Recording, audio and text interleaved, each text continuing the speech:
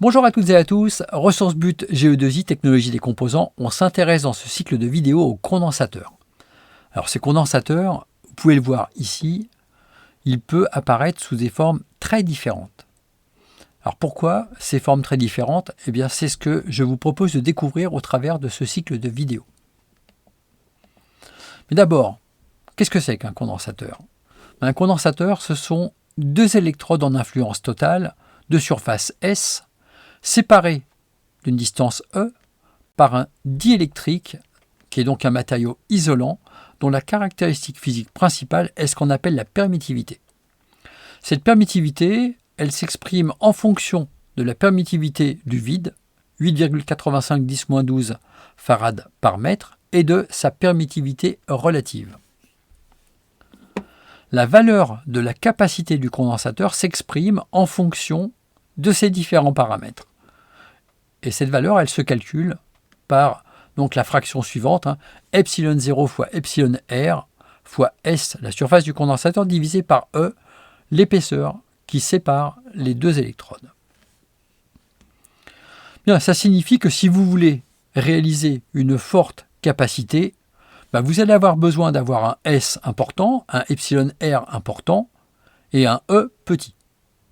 Alors on n'a pas toujours besoin de faire des fortes capacités. On a par exemple des capacités de 10 picofarads se réalisent très facilement avec à peu près n'importe quel diélectrique.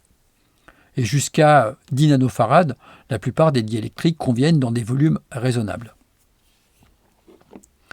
Ici, vous avez un tableau qui présente différents diélectriques communément utilisés pour réaliser des condensateurs.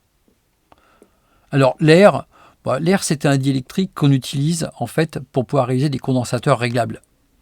On va faire en sorte que les deux surfaces soient plus ou moins en regard l'une de l'autre, les deux électrodes. Donc il s'agit de disques qui tournent comme ceci là et qui permettent de mettre en regard les deux électrodes. Et donc c'est comme ça qu'on réalise le réglage. Donc ce sont des condensateurs pour des petites valeurs avec de l'air comme diélectrique. Bon, au-delà de ça, l'air on n'utilise pas vraiment pour d'autres choses. Pour les condensateurs fixes, on va avoir accès d'abord à ce qu'on appelle les condensateurs de type film qui utilisent du polypropylène ou du papier, des matériaux plastiques en général, avec une permittivité relative qui est relativement petite. Donc avec ça, tout de suite, on comprend qu'on ne va pas être en mesure de réaliser de très grosses valeurs de capacité avec cette technologie-là, ou alors à un coût qui peut rapidement devenir démesuré.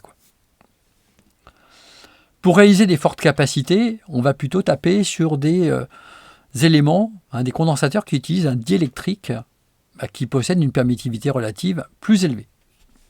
C'est le cas par exemple de l'oxyde d'aluminium, du pentoxyde de tantale, dont les diélectriques ont une permittivité relative de 9,3 à 25. Donc avec ça, en limitant la surface et l'épaisseur, la valeur minimale de l'épaisseur, je vais pouvoir réaliser des condensateurs dont la valeur de la capacité pourra être relativement élevée.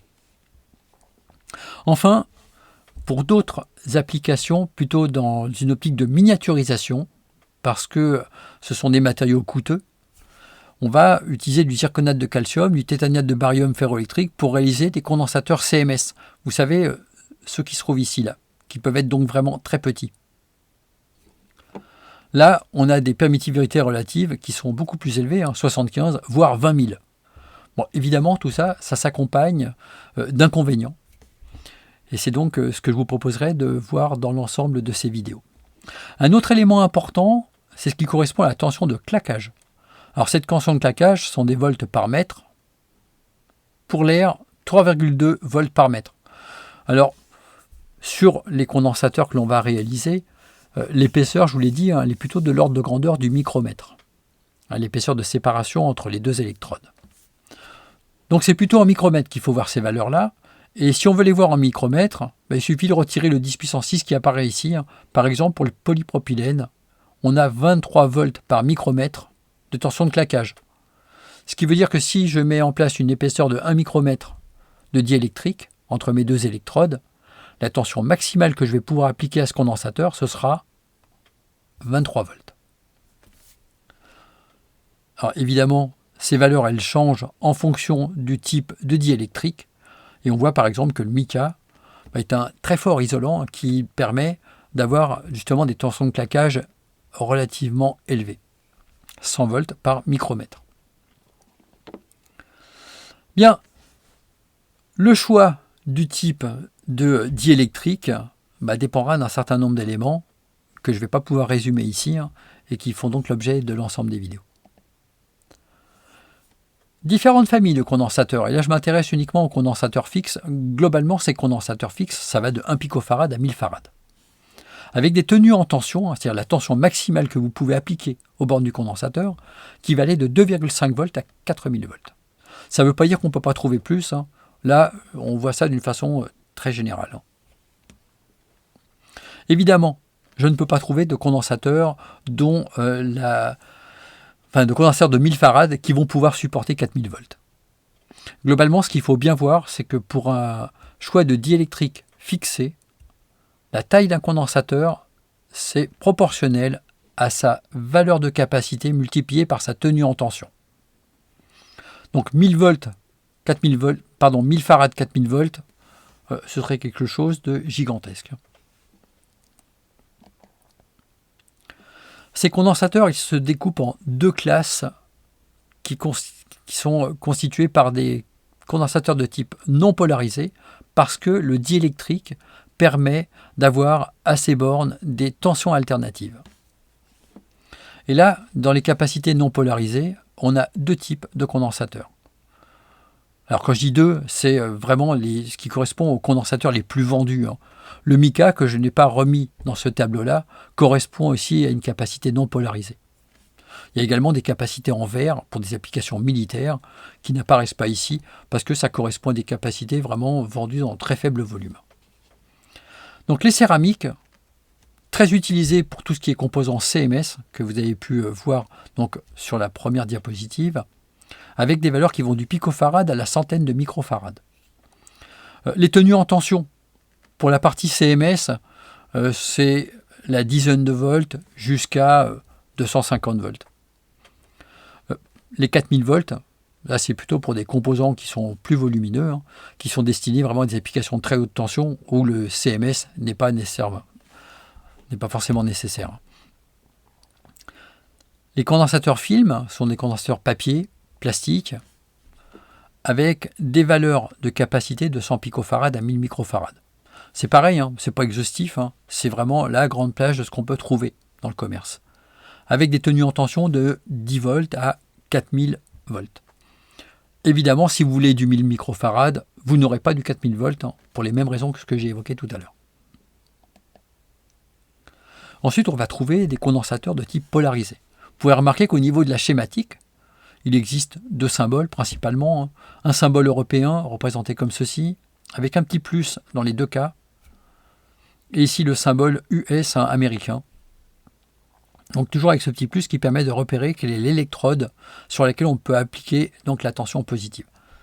Ces condensateurs utilisent une structure à la fois physique, chimique, qui empêche l'utilisation, donc leur utilisation en alternatif.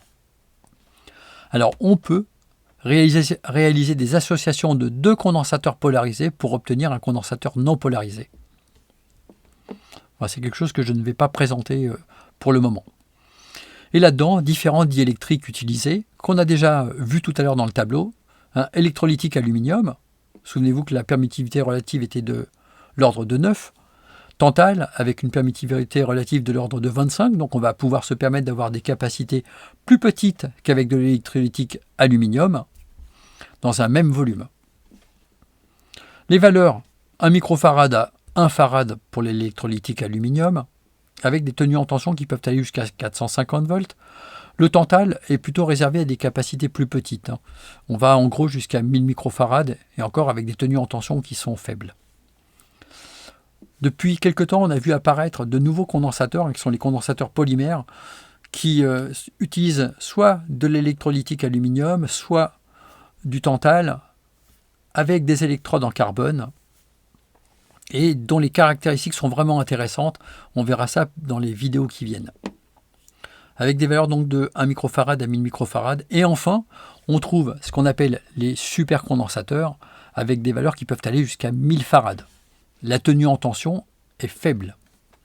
Ici, 2,5 volts, ça c'est ce qu'on trouve le plus communément pour une cellule de type supercondensateur, ici de type EDLC, donc électrique double couche. Donc ce sont des condensateurs qui seront plutôt utilisés pour pouvoir faire du stockage, pour une utilisation, je dirais, dans des situations où on aurait d'habitude mis une batterie. Et bien là, on pourra utiliser du supercondensateur.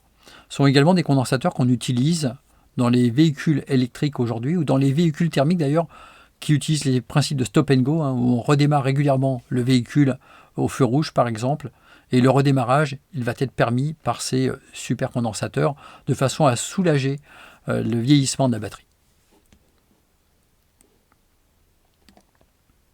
Bien, alors concernant le choix du condensateur, ce choix il va dépendre de la capacité que l'on souhaite. Si vous voulez une capacité de 100 microfarads, tout de suite, on voit que ça commence à limiter un petit peu le choix, parce que la tenue en tension, par exemple, sera un paramètre déterminant quand on veut 100 microfarads. Tous ne le permettent pas. Et puis après, il y a une question de coût, etc. Donc la tenue en tension est un paramètre qui va compter, le type d'utilisation également. On n'a pas forcément besoin d'un condensateur d'une très grande qualité pour certaines utilisations. Le prix, c'est évidemment un paramètre. La précision, certains condensateurs ont une très mauvaise précision. Par exemple, les condensateurs électrolytiques ont des tolérances qui vont de quelquefois moins 20% à plus 100%. Donc autant dire, la valeur de la capacité n'est absolument pas définie avec ça.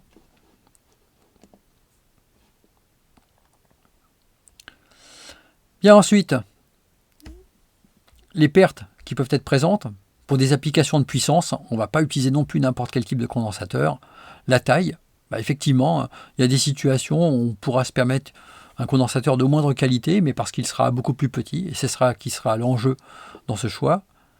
Les conditions d'utilisation, température, humidité, certains d'entre eux supportent très mal l'humidité par exemple. La durée de vie, en fonction de la température, vous avez certains condensateurs dont la durée de vie peut être limitée à 1000 heures.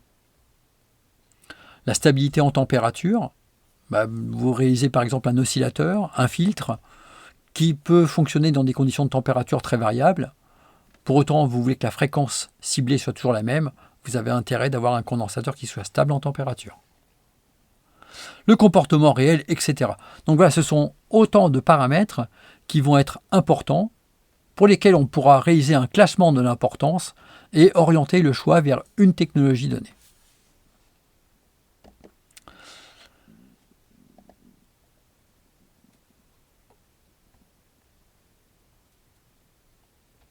Ensuite, pour ce qui concerne la structuration du cours,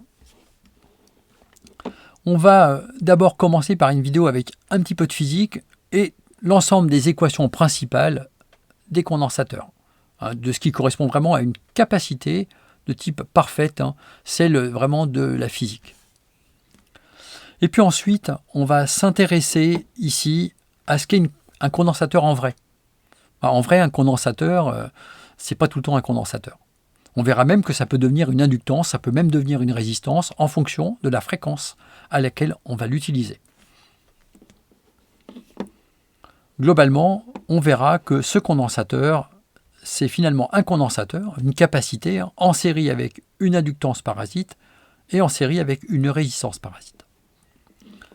Par la suite, d'autres vidéos proposeront de voir pourquoi faire ces condensateurs. On verra qu'on peut faire du découplage avec ces condensateurs, on peut faire du lissage, du filtrage, de la liaison. Donc ces différentes applications seront abordées et on verra en fonction des différentes applications quel est le type de condensateur qui est généralement le plus approprié. Et donc quelles sont les caractéristiques déterminantes pour ces condensateurs. Voilà, c'est la fin de cette vidéo. Je n'ai pas cliqué au bon endroit. Hop. Si vous avez apprécié cette vidéo, vous pouvez mettre un petit pouce bleu. Si vous voulez progresser en électronique, pouvoir avoir accès aux tests de type QCM par exemple qui seront réalisés sur ces condensateurs, je vous invite à vous inscrire sur ge2i.fr qui est une plateforme d'apprentissage pour laquelle vous pourrez réaliser des tests, généralement dans les domaines de l'électronique, et retrouver l'ensemble de mes cours de façon vraiment structurée.